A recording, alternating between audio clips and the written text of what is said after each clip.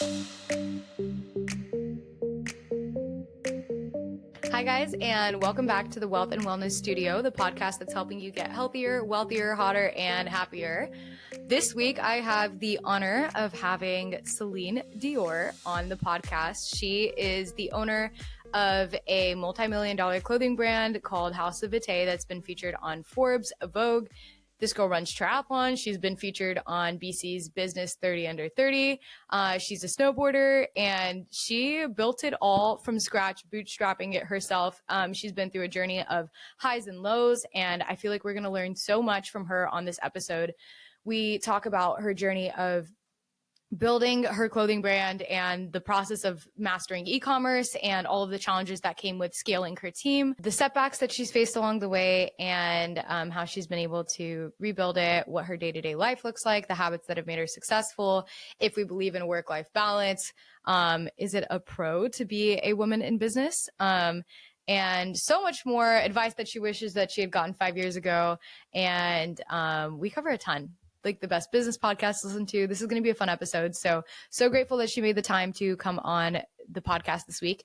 If you guys have not already, make sure that you watch the video version of this podcast on YouTube, Wealth and Wellness Studio, or you can also find us on Instagram, Wealth and Wellness Studio, and DM us what guests you want to have on for future podcasts, what you guys want to learn about. We're really here to help you just get a little bit closer to building your dream life.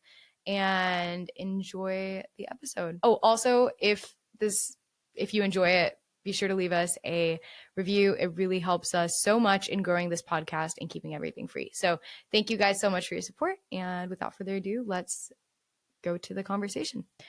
Sweet. Well, welcome, Selene, on the podcast. I'm so excited to have you, and I'm so excited for this conversation. I love your name, by the way. You have you genuinely have a name that I'm like, that is going in the history books. Like it sounds like you're meant to be a businesswoman. I love it. Thank you. I appreciate it. Thank you for having me on the podcast. Yeah, absolutely. So I have been stalking your clothing brand, Vitae, and I've been looking at your YouTube videos and your account, and you have so many cool items, by the way, like the Vitae puffer bag I'm obsessed with. I know it's sold out right now, and all of the other, like your clothing looks amazing, and your YouTube. And I saw that like you lived in the office for a year, like while you were building it, and like have had this like crazy journey of up and downs, building this like huge brand. How old were you when you started Vitae, and like what is the story behind the brand? Who are you? How did this happen? Yeah, I started it when I was 18, right out of high school. I used to swim competitively, and the idea was just designing something that I wanted in my life that wasn't on the market at the time. So I was traveling in the summer, and I was hoping to get new bikinis for, I think I was going to Cuba. Yeah. And I couldn't really find anything on the market that would stay on me. So functional in the water, because I'm very active in the water. I would dive, swim, surf, but also look sexy. Yeah. And at the time, I think Victoria's Secret was like one of the big players, and their swim design was more kind of looked like a bra, but swimsuit material. And then their website was not inclusive at all. So I remember at the time I had kind of just quit swimming as well, and I was going through a lot of weight changes and just feeling very insecure about my own body. That happens so much with athletes too. Like nobody talks about the like when you quit competitive sports, like the change. Anyway, keep going. Yeah, exactly. Yeah. Because you're eating like the same amount, but you're no longer training the same amount, and your appetite, your stomach just hasn't shrunk yet. So I was just going through so much changes in my body and mentally too. That's really tough. So I just for fun started designing something that I wanted to wear, a bikini and then a one piece as well. And less than 6 months, we were sampling during that process, and December 1st, 2016, we launched. I was in university first year at the time, right before finals we launched. And I remember I was I don't think I really studied for finals up until after the company launched. Yeah. And then I went back to studying and I passed, but it was like on priority. The back burner. Exactly. Yeah. So that's how the company started. That's first of all, I think what you were talking about, I feel like there's definitely like two types of girls on the beach as well. Like there's the people that like all they're doing is sitting, and then there's those of us that like I've always been the same way of like active, like I want to be in the water, I want to be doing the sports, I want to be running around. And like Yeah. swimsuits just aren't made for that. So that's like anyway, that's a really like I love that that's what like launched the whole thing. Yeah. Also it's yeah, so what I guess you talked a little bit about like brands not having like inclusivity and like what are the core values of Vitae? Like what is like the why behind your clothing brand? When we launched, I knew I wanted to be an inclusive brand. So when we were looking for models to shoot our e-commerce photos, I actually asked at the time some of my friends or just normal body Everyday type, people. just Yeah. everyday people, not models. I didn't go to a modeling agency. Back then there was no influencers, so didn't do any of that, and I just knew that that was one of my ethos. No Photoshop, real bodies, I love that. and that has always been what we are about. And because we currently only still have women clothing only, so we're big into women empowerment. We did a lot of things like throughout the years of our business. We hosted a women in business competition as well, like 2 years in a row in collaboration with Meowbox, which is one of my other friends. She owns Meowbox, and we just did like a joint women in business competition, just I like love our that. own thing. And we had women in business, there's certain criteria. They pitch us their idea, they submit an application. We actually kind of like Shark Tank style I love did that. did it on IG Live so people can watch their pitch. And then we gave away like $10,000 plus mentorship, all that. There's like 3 prizes. So we did that for 2 years in a row. So we're always big on supporting women in different ways, Yeah. and just doing the most we can to help women feel more confident in designing clothes that fit different body types and having fabric that is like buttery soft that makes them feel confident, and to just empower them to do whatever sport they want to do in Yeah. our clothing. And then we also hosted a bunch of community events, so workout class, beach cleanup, that type So of stuff. sick. Involve our community as much as we can. So did you have an entrepreneur background? Like did you grow up being exposed to entrepreneurship, or was this something that you just like I have a dream, I have a vision, I'm going to do this? I think growing up, my mom sort of did random little things and never really had a job that she stuck with. She also tried to have her own clothing brand, I think when I was 13 or 14 for a very like short couple months, but I did watch her merchandise product listed online, like what that process kind of looks like. And my uncle actually is also a big inspiration for me. He's been in e-commerce for 11 years, Yeah. 12 years now, and he was more of a mentor role when I started the business. He was Yeah. like, "Oh, you're starting this thing." Like he was already in e-com for 3, 4 years by then. So Yeah. a lot of like what I wanted to do, I asked him. He taught me a lot.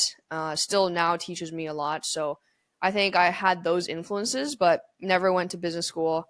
After I launched the business, I kind of stopped going to school. I just That's took a like break. Yeah. what I always say is I feel like unless you're going to a school where you have a mentor that's like very specific to like what you want to do, if your business professor has never owned a business or they haven't worked in the field in like so many years, like what are you going to like Yeah. you learn so much more out in the field making the mistakes like doing it rather Yeah. than yeah 100%.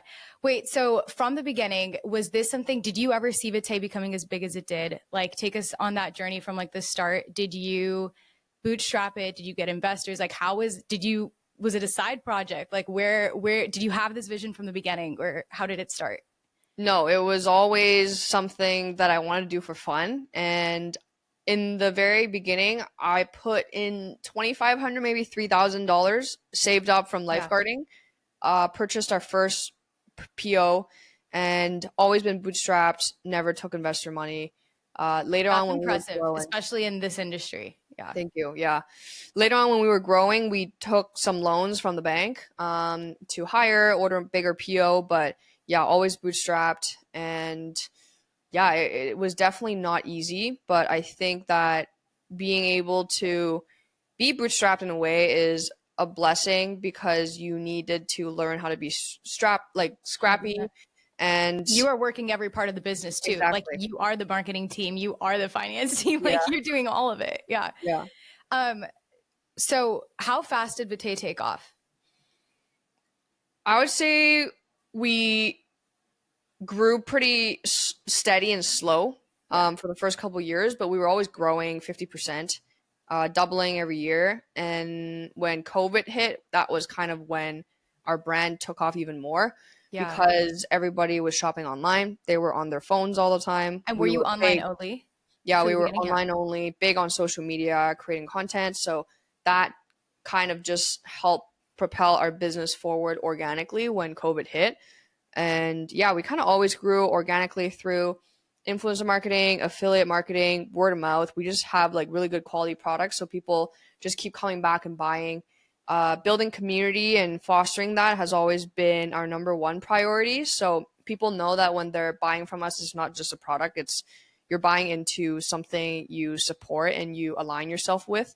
Yeah. And I think that's really important for brands.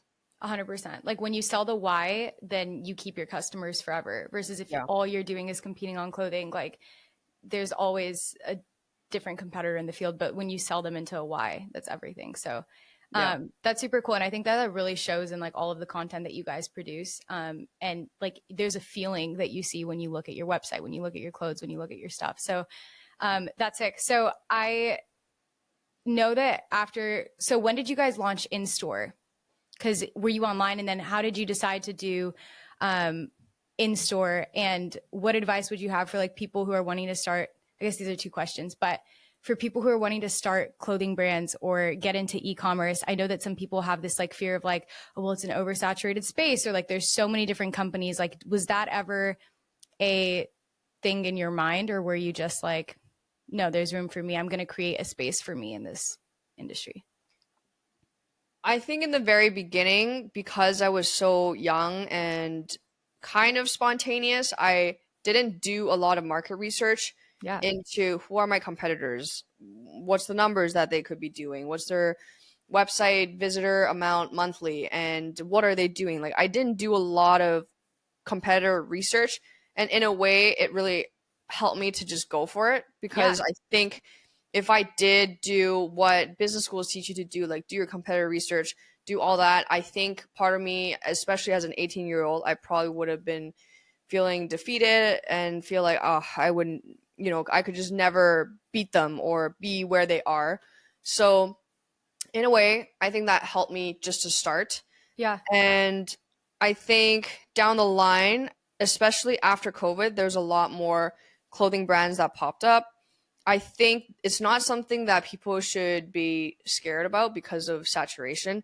There's always distinct factors that you can implement in your brand. Branding is a big one. People don't buy products just for products anymore. They want to buy into your vision, who you are, what you stand for, and everybody has a unique story, right?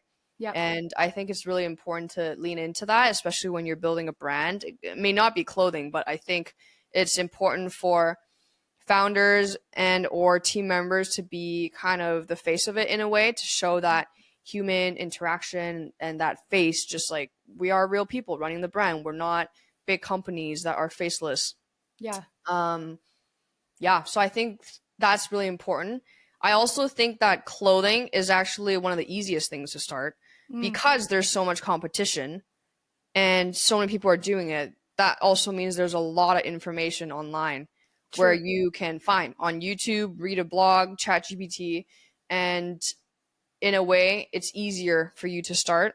And also because there's so many competition, it's probably one of the products that have a lower minimum order quantity. Yep. That means you don't need to order 500 hoodies to start. You could order 30. 100%. If you find the right manufacturer. So in a way, it's a good, like, dip your toes in, try starting your own brand, go through the process of like coming up with branding, building a website, thinking about marketing, talking to customers, customer service, learning that. And maybe clothing is not your forever product or business idea, but it's a great place to start. Well, and I think we live in the day and age where it's truly incredible because like anyone can start a business. And I think that some people still don't like realize that like Yeah. everyone has the power. Like it takes a lot more work than you think it does. Like whatever Yeah. work you think it's going to take or like money it's going to like it's always going to be a little bit harder. But if your heart is truly in it, it's like, well, I think it's worth it. You know, you go through all the stress, but it's worth it.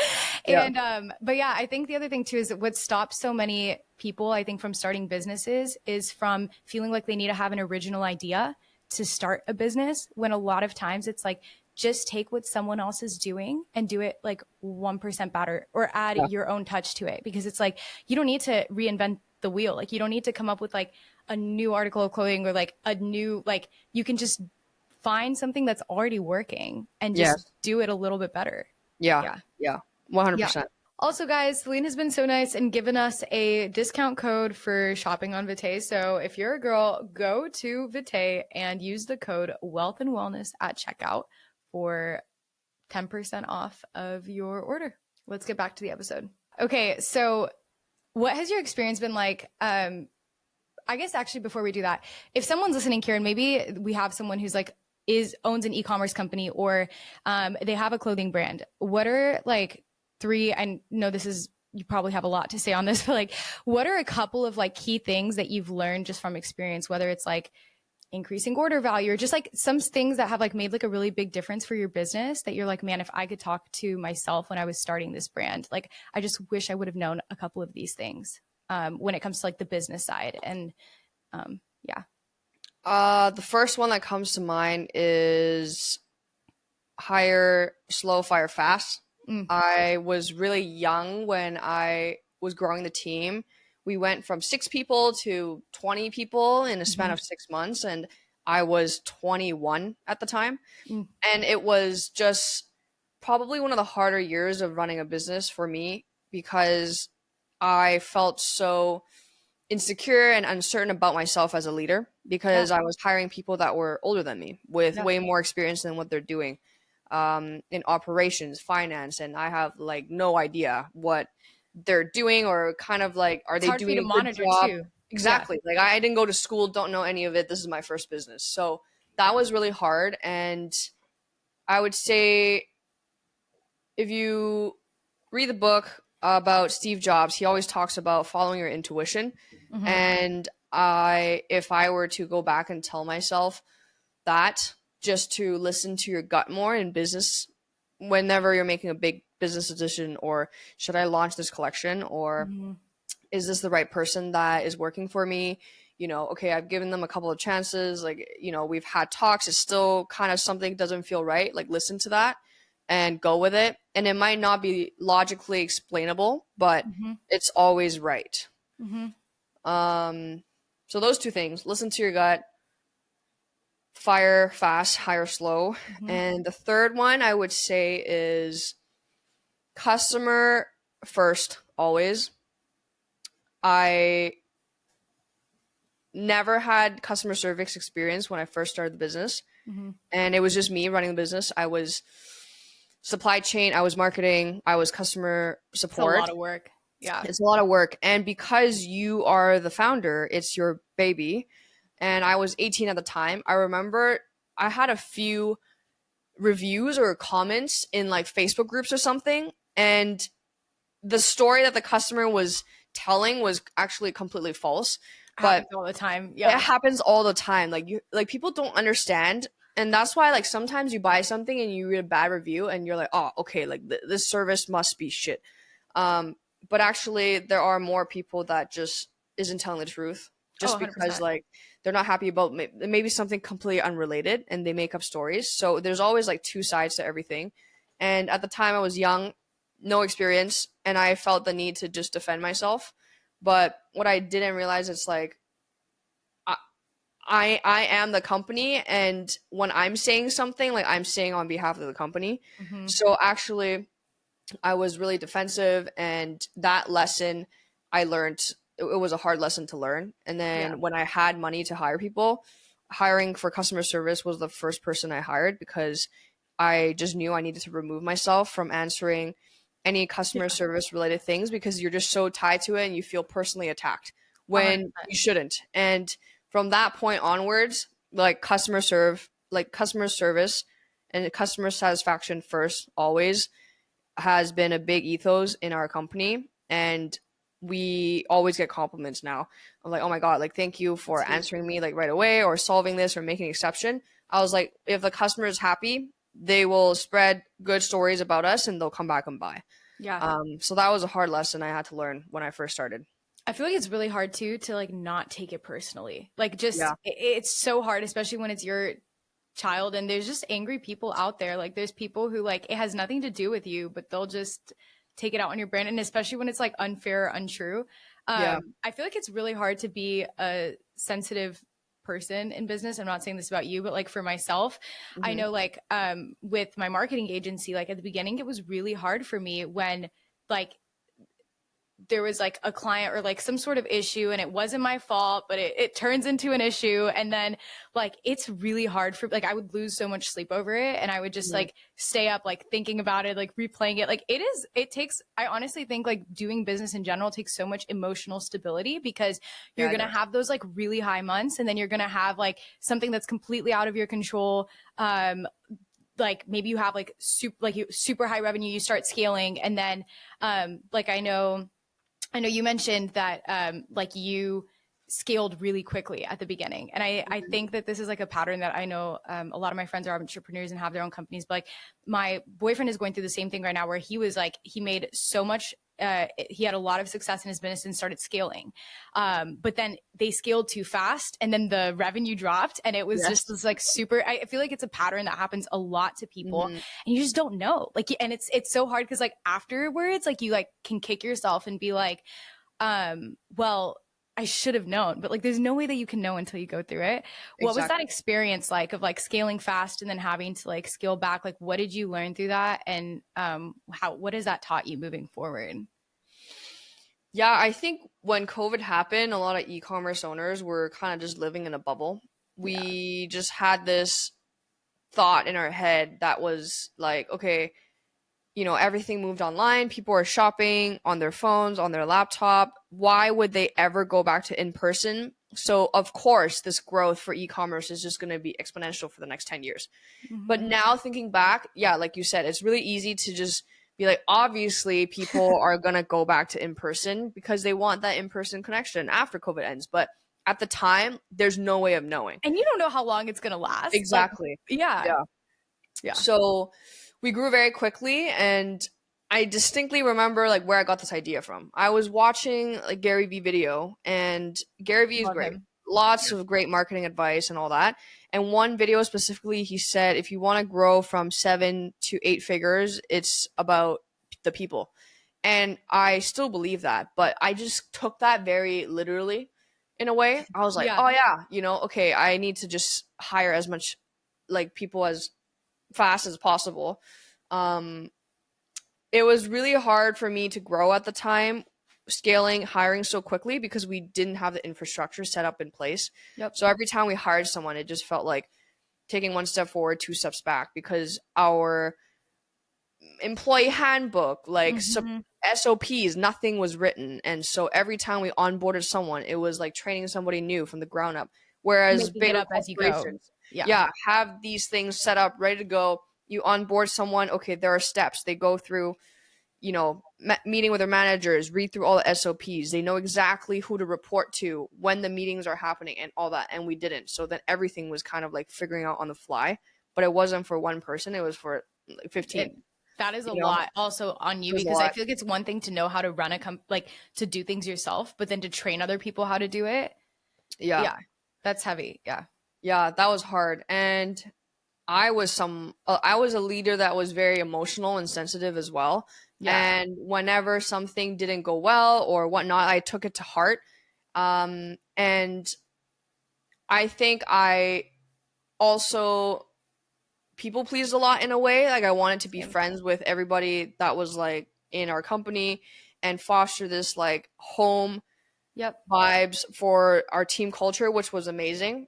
And I think it definitely, like, good and bad. The good is like everybody worked together as a team amazingly. Like nobody had there was zero drama in the company, which is what great. I preached all the time. But then when it comes to leader and the team, I felt like I'm missing that gap because now I'm like almost Equal. seen as equals. And when I give feedback and whatnot, it's harder now Yep. to draw that line between hanging out after work as friends versus like being at work and, hey, what happened? Like, you didn't hand this up in time. Mm-hmm. So that was really hard for me to learn. And then when I had to scale back, that just like ripped my heart out because these people are now part of the family. They're Yeah. my friends, and I feel as a leader, you feel very responsible for their well-being, you know, Mm-hmm. their salary and all that. And when I did have to cut people, it was really tough. I cried a lot, Yeah. but it was also necessary. And if I were to do one thing differently going back is when I knew I needed to scale down the team and downsize, I should have done it almost all at once. Like I Yeah. knew, for example, we had 20 people and I knew I needed to cut down to 6. But I dragged out that process to over a year and a half. Mm-hmm. And in a way, it was really bad for team morale because imagine if you were in their shoes, you're like, 1 month this person goes, 2 months later another person goes, and you're kind of like, when am I next? So I should have just like ripped the band-aid off, done it all at once, and just say like, hey, we have 6 people left and it's going to be tough, but we're not going anywhere, us Yep. 6, and we're just going to make it work Yeah. and just grind it out. So I just if want I to were to do it differently, I would go back and do that. Yeah, I just want to say I truly have so much respect for you because I feel like being the age of 18 to like 25 is confusing enough as it is. Like Yeah. just like being a human, like figuring out like I feel like that's such a formative age. Like who am I? What am I gonna do? Like, okay, like what are my values? Like it's just like such a formative time in our lives, and to Yeah. feel all that pressure of like, okay, wait, I have a team, like it's incredible. And I also feel like you've set yourself up so well for the rest of your life because you've had to go through these like hard lessons like and experiences like so early on that people like don't deal with until they're like much older, and like you have to go through like shit hits the fan at some point. So like Yeah. you have to learn it if you're ever going to do it. And it's extremely like impressive to be going through all of like the personal growth at the same time as like leading a team. And I think that everything, like all the quote unquote mistakes that you're talking about, like they're inevitable. Like there's truly, I think the hard thing too is like there's no way to learn it unless you do it. Like you have to go through it to do it. So anyway, that's really cool. And I think so many business owners listening can either relate now or will relate in the future when they scale to that point. Okay, so being like again, like I said before, it's truly not super common to have like a young woman your age, like who's built this massive of a business. So what do you I guess I'm curious about your experience. What has it been like being a woman in business, and like have you ever like walked into a business meeting or like talked to people and like not been taken seriously, or like what has your experience been like for you? I feel like there are pros and cons, Yeah. and I've experienced both sides of it. Yeah. Um, I feel like a lot of the feeling of not enoughness and that people don't respect me is actually mostly coming internally. Yeah. You know, as a woman, sometimes we just feel like we're not good enough. Like Mm-hmm. a very common thing is like a lot of women are usually more creative Yeah. and they're better at content and marketing and all that. So when it came to finances, I'm like, I don't know what's going on, and I feel very helpless and just not good at that. And you then feel like when you walk into a room, especially in a business setting, most of the people are going to ask you about your numbers. Mm-hmm. How, like, you know, what's the conversion rate on your website? Like, how many Mm-hmm. people are coming through Facebook ads versus email? I'm like, What's oh, your shit, EBITDA? Yeah. exactly. I have no Yeah. idea. It's all feeling based. Yeah. No, not all, but No, but yeah, it works. That's the thing too, is like there's just different approaches to like building a business, and like yeah, anyway, it's so relatable, and it's so true what you're saying. So keep yeah. going. But yeah. Yeah. So in that sense, I feel like there, for a while, I felt like I wasn't good enough, didn't know enough. And when I walked into a room and talk about a certain topic, I felt that I could have more respect, but I think ultimately that comes down to how I see myself and that I'm not confident in my Yes. abilities and who I am. Less so about what other people are Yeah. portraying towards me, you know? Yeah. And then on the flip side, I feel like because as a woman, it was in a way easier for me to approach mentors because everyone is kind of like wants to help like women in business, especially like Yeah. young women in business. Like you get so many grants for it. Like the government Yeah. is helping you. Society is kind of like helping, like providing a lot of help in a way as well. So I feel like once I got past the first couple years, I really didn't do any networking. That's also something that I wish I did earlier. And when I finally stepped out of my shell and was like out networking, meeting people more, I feel like actually it helped me learn a lot from other people because they kind of 100%. had their guard down in a way. They're like, Yeah. oh, it's just a young girl trying to learn. They don't know anything. So, like, just let me tell them my experience. Yeah. And that has been really, really helpful for me.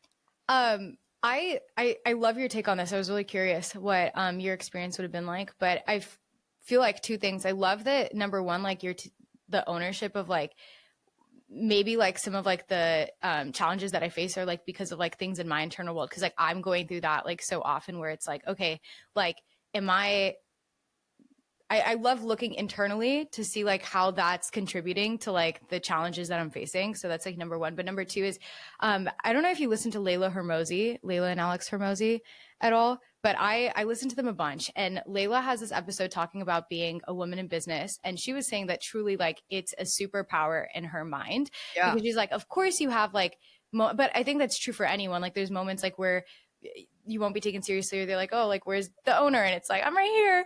Yeah. But she's like, overall, like people are willing to give information to me and help me in a way that they just don't do for Alex, because they Yes. don't see me as a threat. And she's like, honestly, like I think it's such a superpower, because you can walk, it's exactly what you said, you walk into a room, you can ask for help, and people don't, they just don't see you as a threat, and like not in a bad way. It's just like they're willing to divulge information and help. And so I think that's a really good perspective, Mhm. and I love that that's been your experience. But Yeah. yeah. So walk us through like a day to day in your life. Um, I Yeah, just walk us through a day to day look like. I know that it's just give me a couple like day to day scenarios that you have. Like what habits have you kind of like put in your life that have helped you think with your work ethic and your success? And I know it looks different on a day to day. So Yeah, the day to day definitely looks very different. I would say the day to day looks a lot different now versus 3 years ago when we were growing yeah, versus day one when I was grinding really hard. Um, I would say that earlier days in the business, it was me doing everything. So it was working 24/7, nonstop, checking emails at dinner, everywhere I go, answering yeah, customer service emails. Then when we were growing, my day consisted of a lot of meetings, like a lot of meetings, mm-hmm. to the point where I look at my calendar and I'm like, I can't fit another meeting in this week. Mm-hmm. And it took me a lot of learning and adjusting to kind of like most maximize my time and my calendar, because when you're growing a team, you have to do department meetings, then you have to do management meetings, then you have to do one-on-ones, and then you have to talk to outside relations, for example, marketing agency, email Mm-hmm. agency, Facebook ads, and whatnot. So it was very quickly filled up with meetings, which I later on realized that I actually hated. Yeah, And that's the thing. It's like you it's so don't mentally know. draining. It's so mentally draining, and you should be prepping for a meeting too. So then there's time before the meeting that you need to prep, then go into the meeting, then you go into the next one. So that was really hard, and I realized that that was something that I didn't want to do. And then I had to learn how to delegate a lot more of what I'm doing on the day to day. So when I downsized, I had to do a lot more of the day to day again. So I kind of went through that phase of like kind of doing everything again, but not everything. And then later on, feeling burnt out of like, now I have to post every day. It's me again. Or what is this content that we need to make? So learning to delegate what drains your energy and Yeah. focusing on the things that bring you energy. And now my day to day looks a lot more flexible. Mm-hmm. Um, like today, I actually haven't really worked. I just went for coffee with 2 people, networked a bit. And then later on, I need to do some admin, plan content for tomorrow that we need to film. But yeah, I would say for me, some habits that I've adopted now. First thing I wake up, I meditate. Yeah. And I kind of lost that last year because I was traveling a lot and it was harder when you were traveling. Oh, Now that I'm back 100%. into a routine, yeah, I'm trying to really just take a moment every morning, sit down and just listen to your body and see how you're feeling and meditate, calm the mind. And then write down your to-dos, like what you kind of have to do. Some people do it the night before. I kind of do in the morning. And then the second thing is like move my body, kind of like, I guess, first thing in the morning. That's really important to me. And just, I tried different productivity hacks like time blocking. That's a really popular one that I was really trying to do for a while. Ultimately, what I've realized over the last 2 years is that going with the flow in a way has served me Yes. so much more than just trying to implement all these productivity hacks. And it sounds so like unintuitive, but for me, I can't explain it, but it works. You just wake up and you brain dump everything you have to do. And I feel like if you just took a second to listen to your gut, you know what you need to do first and what needs to be prioritized and what it contributes to the bigger vision of your company or this goal that you're working on, and what are some mundane tasks that you don't want to do and can you offload that. I love your cat. Yeah, I know. That's so cute.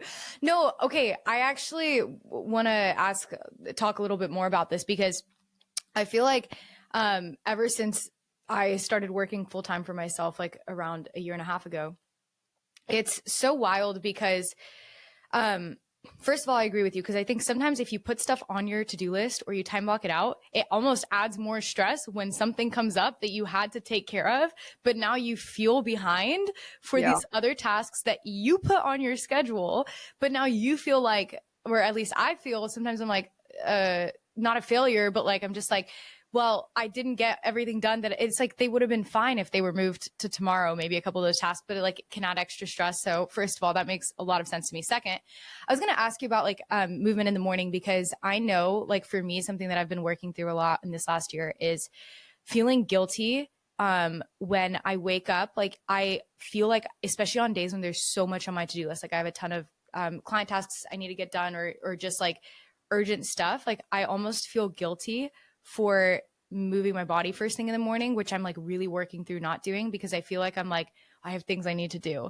And if I like didn't wake up in time and I'm like still at the gym and it's like 9 or 10 a.m. and I'm like, wait, but like this person's texting me, this thing needs to get taken care of. Like, have you faced that? Have you ever, I'm just asking because I'm really working through like not feeling guilty when I'm not working, which is like such a bad thing. But for me, no, I go through the same thing. I'm such a morning person.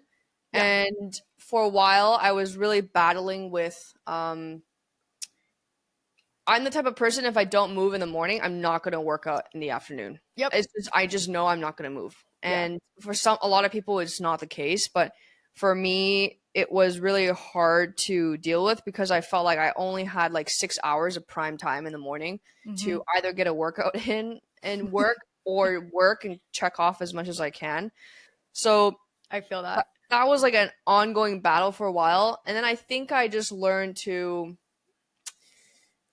give yourself grace. And when I work out now, I just turn on Do Not Disturb, because same thing, Slack messages, emails would start popping up and I'm like, oh shit, like I need to answer this. And then I'm like sitting on the Smith machine and like replying to this person when I probably could have been like out of the gym 15 minutes earlier. Yeah. You know what I mean? Yeah.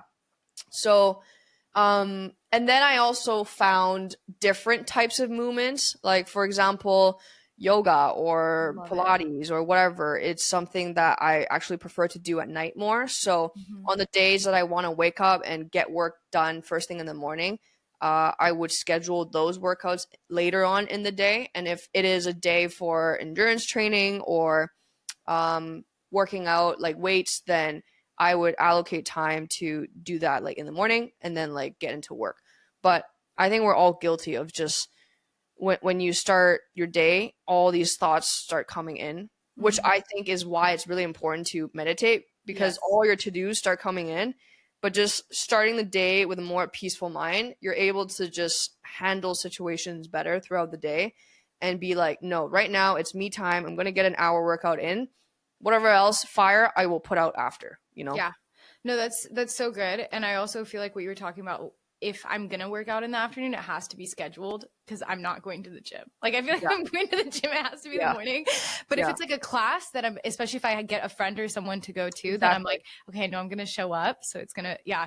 No, that Yeah. makes so much sense. And I feel like that's definitely something I'm still working on, and I probably will for a long time because I feel like I'm still early on in my journey. But okay, just like I don't want to take up too much more of your time, so I only have like a couple more questions. But one of them is, I know you've been training for triathlons and been doing like endurance training and stuff like that, and I think that is so cool.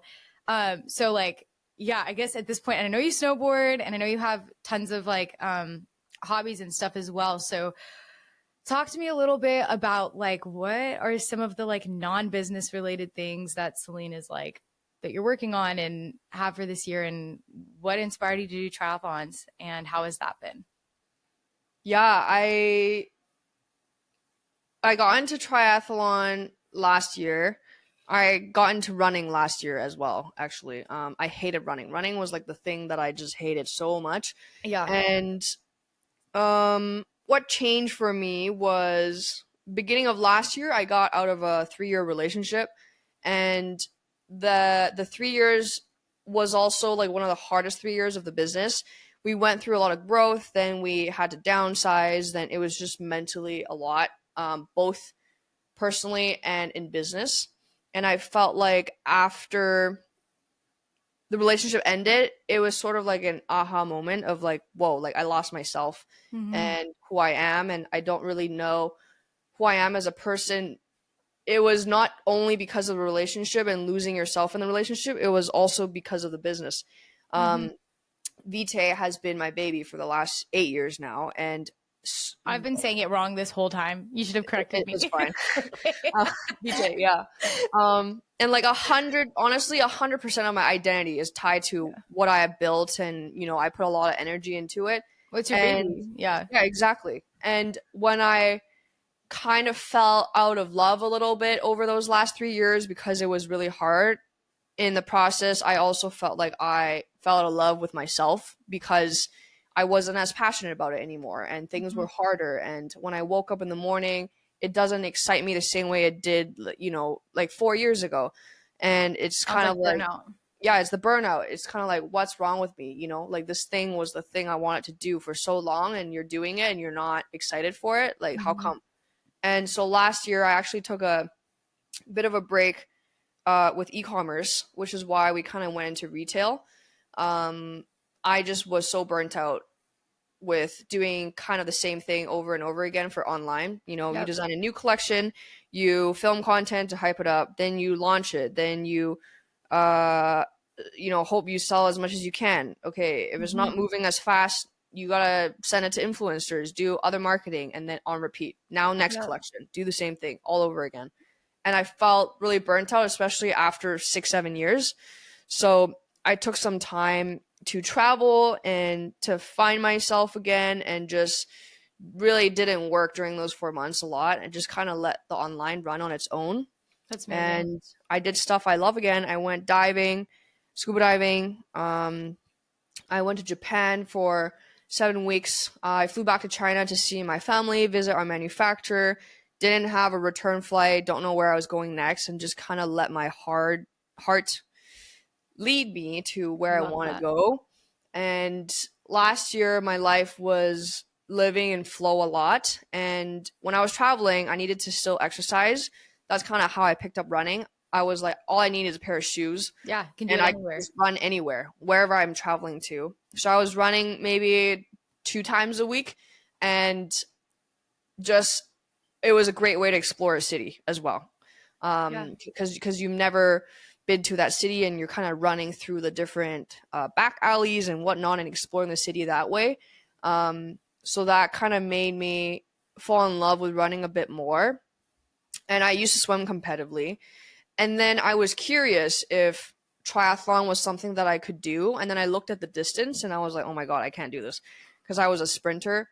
Then it was like always in the back of my mind. I was like, okay, no, like this idea is still here. Like, let me talk to somebody. So I just posted on my story and see if anyone has done triathlon, if I can talk to them. And a couple of people messaged me. So then I found this thing called sprint triathlon, which is half the distance of an Olympic tri.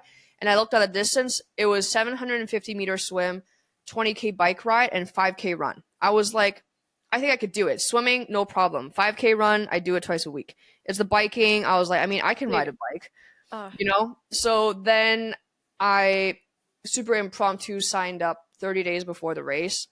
And then I trained really hard for 30 days. And then I did it in Orange County. And I actually got second place, which I was like, didn't expect it. But it made me have a mission outside of my business. And for the longest time, the only goal or mission I had in life always had to do with business. It's like hitting this revenue goal or, achieving X% profit this year.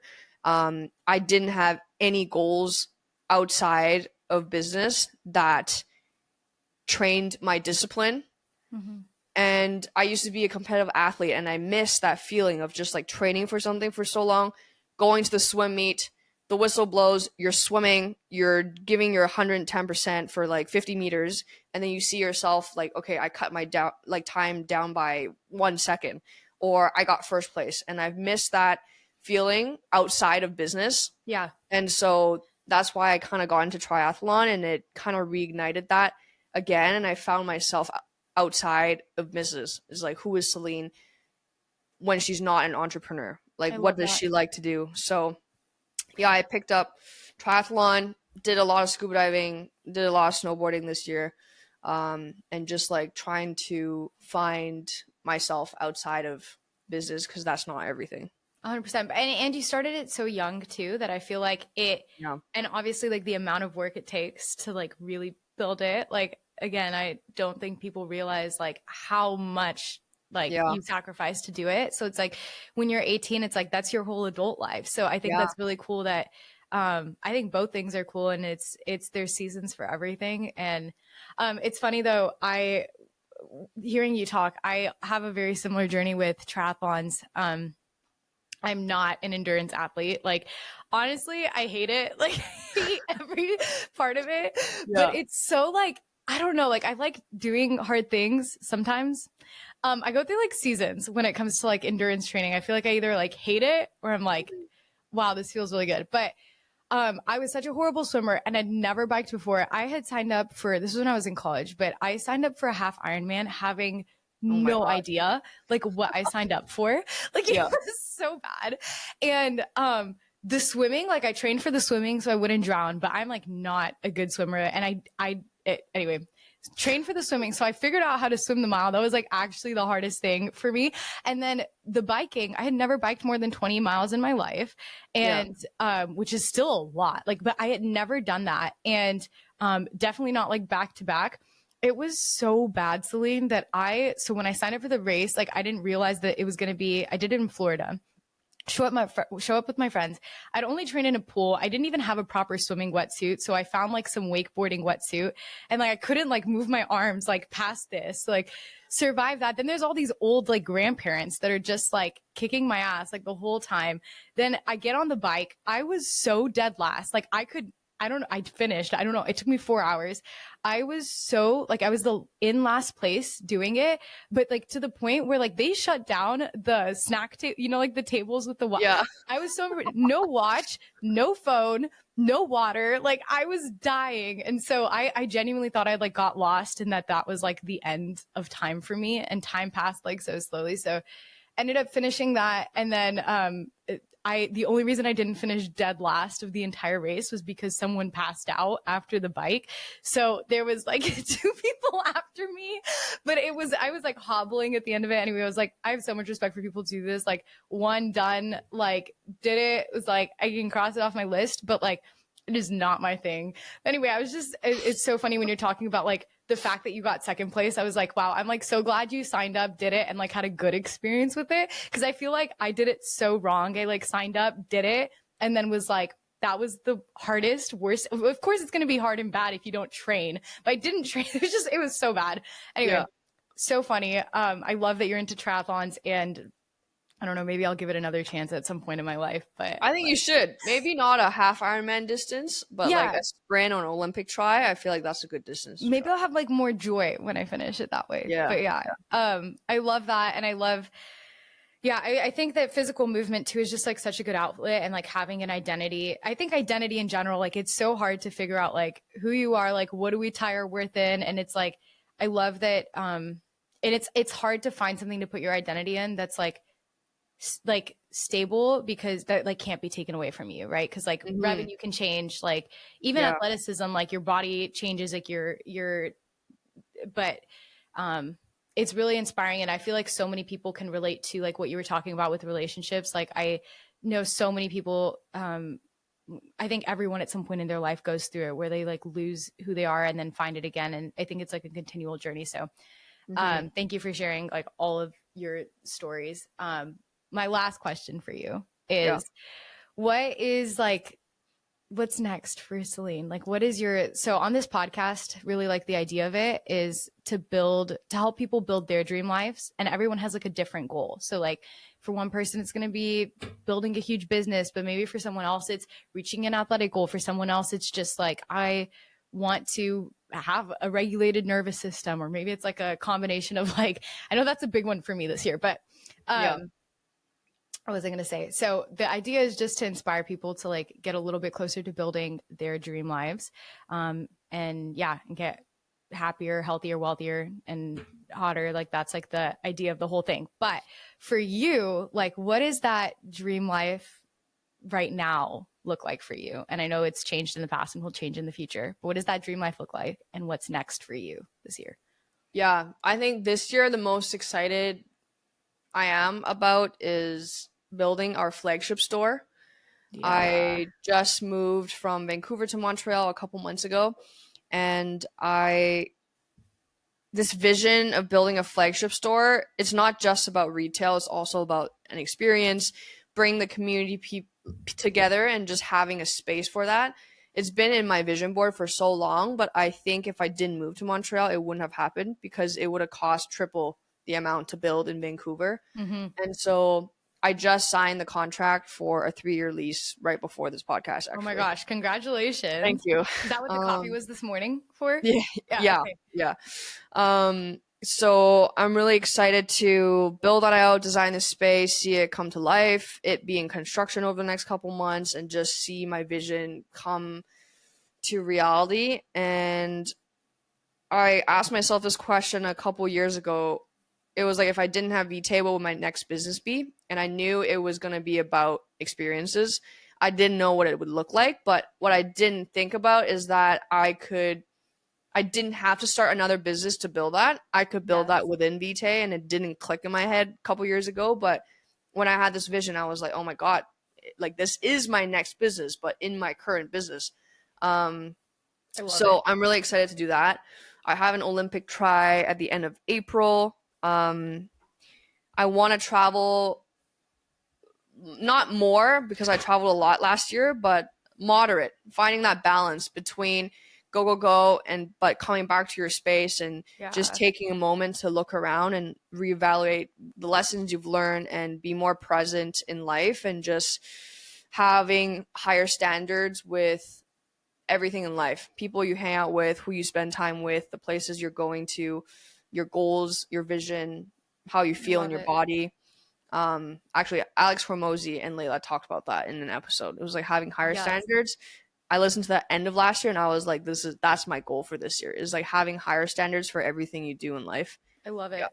Wait, okay, really quickly, I need your like go-to podcasts. Like, what are the ones that you're listening to, or like your go-to people that you're listening to?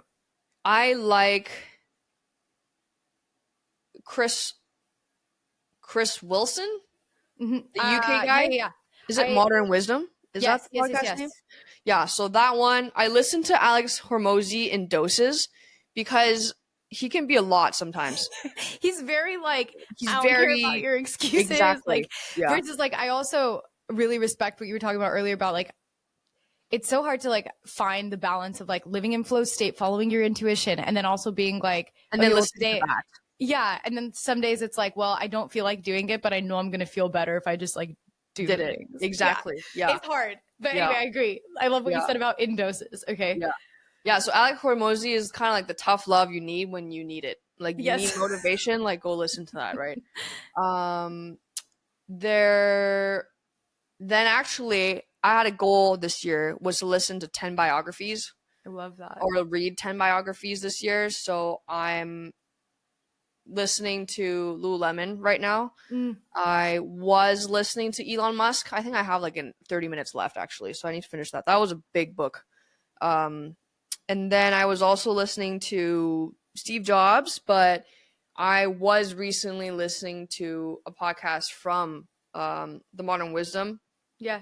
I forgot who it's with, but that guy read like 400 biographies in Wow. a year or something like that.